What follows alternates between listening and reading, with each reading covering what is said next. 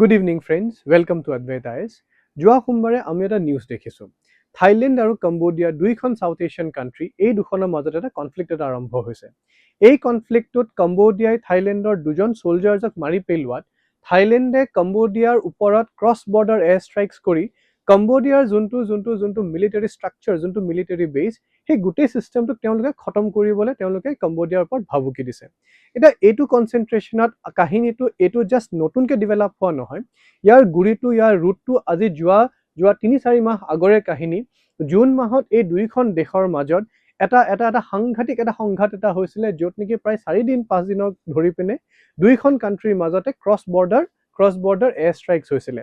আৰু এই যোনটো চিচুৱেশ্যন, এই চিচুৱেশ্যনটোৱে আমাৰ গোটেই সাউথ এছিয়াৰ যোনটো ৰিজন, সেই ৰিজনটোক ডিষ্টেবিলাইজ কৰবাত কৰি দিব পাৰিব নেকি, এইটো ভয়তে মালয়েছিয়াই তেওঁলোক দুখন দেশৰ মাজত এটা পিচ ডিল এটা ব্ৰকাৰ কৰিছিলে, যোনটোক নেকি ছুপাৰভাইজ কৰিছিলে US প্ৰেচিডেণ্ট ডনাল্ড ট্ৰাম্পে। এতিয়া এই কাহিনীটো জাষ্ট অকল জুন মাহৰ যোনটো ৪-৫ দিনীয়া যোনটো কাহিনী বা আজিৰ যোনটো এদিনীয়া কাহিনী, এইটো বস্তু নহয়। তেওঁলোকৰ মাজত এটা বৰ্ডাৰ ডিস্পিউট এটা বহুত বছৰৰ পৰা চলি আহি আছে, যোনটো ইট প্ৰিডেটছ টু চাম 150 years old, ৰাইট? এতিয়া এইটো কাহিনীত কিছুমান ডেভেলপিং জাৰ্নি আছে, যোনটো আপোনালোকে এই মেপখনত দেখিব পাৰিছে। ইয়াতে এটা মন্দিৰ এটা আছে, যোনটোৰ নাম হৈছে প্ৰিহবিহাৰ টেম্পল। এইটো এটা ইউনেস্কো ৱৰ্ল্ড হেৰিটেজ চাইট হয়, আৰু এজন খামেৰ ডাইনেষ্টিয়ে বনাই থৈ যোৱা এটা টেম্পল, যোনটো 11th আৰু 12th centuryৰ মাজত তেওঁলোকে ক্ৰিয়েট কৰিছিলে, আৰু এইটো ডেডিকেট হৈছে কাক? ভগৱান শিৱক, ৰাইট? এতিয়া এই মন্দিৰটোক লৈ দুইখন দেশৰে চেণ্টিমেণ্টছ জড়িত হৈ আছে। এতিয়া যদিও এইটো বনাইছিল খামেৰ ডাইনেষ্টিয়ে, কাহিনীটো এনেকুৱা যে ইনিচিয়েলি কম্বোডিয়া আছিলে কাৰ? ফ্ৰান্সৰ এখন ভাছাল কলনী এখন, ৰাইট?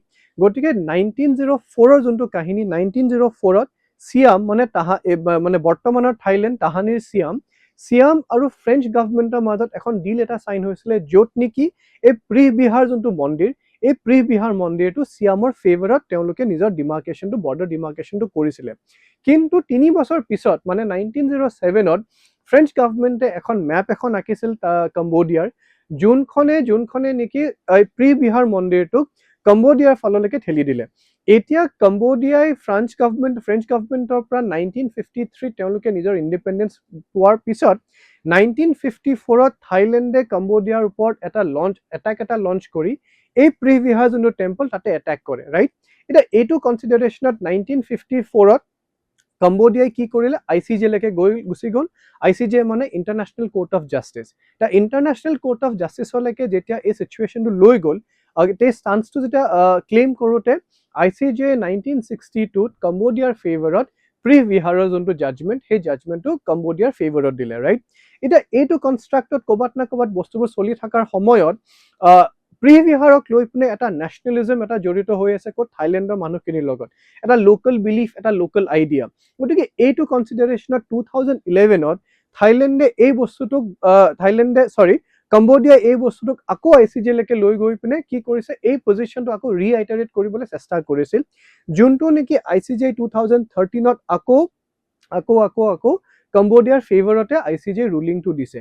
এইটো কনষ্ট্ৰাক্টত 2013ৰ যোনটো ৰুলিং, সেই ৰুলিংটোক কিন্তু থাইলেণ্ডে মান্তি কৰা নাই।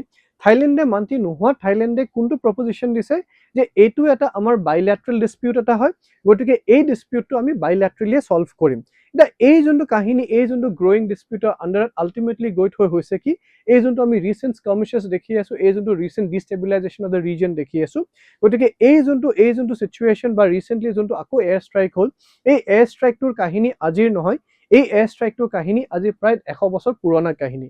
এতিয়া এই বস্তুটোত কম্বোডিয়াই কি কৰিছে? নিজৰ বৰ্ডাৰ চিল কৰি দিছে, আৰু কম্বোডিয়াই যোনখিনি ইম্পৰ্ট থাইলেণ্ডৰ পৰা কৰি আছিলে, সেই থাইলেণ্ডৰ পৰা ইম্পৰ্ট যিখিনি কৰিছে, গোটেইখিনি বস্তু তেওঁলোকে বন্ধ কৰি দিছে।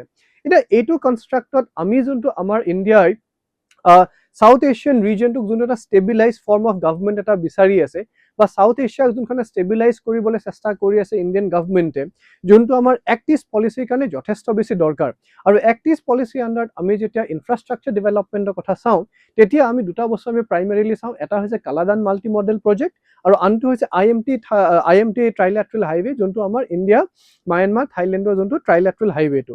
এতিয়া কাহিনীটো এনেকুৱা, যদি এই ৰিজনটো যদি ডিষ্টেবিলাইজ হয় এনেকুৱা বৰ্ডাৰ ডিস্পিউটছৰ কাৰণে, এই বস্তুটোৱে ইণ্ডিয়াক কি ধৰণে এফেক্ট কৰিব সেই বস্তুটো অকণমান আমি ভাবিব লাগিব, আমি চাব লাগিব। এটা ডিষ্টেবিলাইজ ৰিজনত আমি কেতিয়াও ইনফ্ৰাষ্ট্ৰাকচাৰ ভালদৰে ডেভেলপমেণ্ট কৰিব নোৱাৰোঁ, যোনটো ক'ৰবাত ন ক'ৰবাত আমাৰ কালাদান প্ৰজেক্টৰ লগতো হৈ আছে। দেৰফৰ এই কনচিডাৰেশ্যনত আমি আৰু এটা কথা ভাবিব লাগে যে যোনটো আমাৰ কলোনিয়েল পাষ্ট চাউথ এছিয়ান ৰিজনটোত যোনটো আমাৰ কলোনিয়েল পাষ্ট আছে, এই কলোনিয়েল পাষ্টটোৰ কাৰণে যোনবোৰ বৰ্ডাৰ ডিছপিউটছ আছে, আজি প্ৰায় 50-60 বছৰৰ পিছতো এই ডিছপিউটছবোৰে আমাক এতিয়াও দিগদাৰি দি আছে। কিন্তু এইটো কনষ্ট্ৰাক্টত আমি কি ধৰণে আমাৰ বৰ্ডাৰ মেনেজমেণ্টবোৰ আমি কৰিব পাৰোঁ সেই বস্তুটো আমি অকণমান চাব লাগিব।